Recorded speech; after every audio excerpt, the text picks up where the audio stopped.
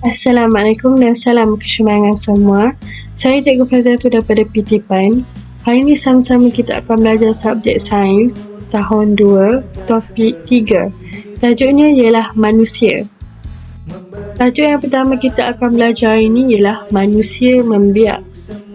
Manusia membiak secara melahirkan anak.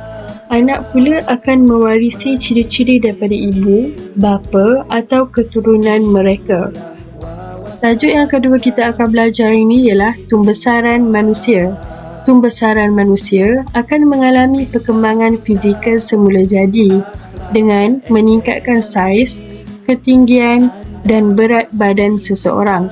Contohnya, bayi kecil, kanak-kanak, remaja, dewasa dan warga emas. Tubuh manusia akan berubah sejak lahir hingga dewasa. Tajuk yang terakhir kita akan belajar ini ialah pewarisan. Keturunan mewarisi ciri-ciri tersebut daripada ibu bapa atau moyang tersebut.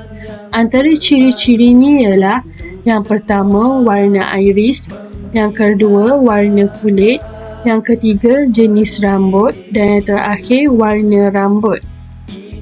Baiklah murid-murid, kita akan jumpa lagi dalam next topik. Sekian, terima kasih. Assalamualaikum.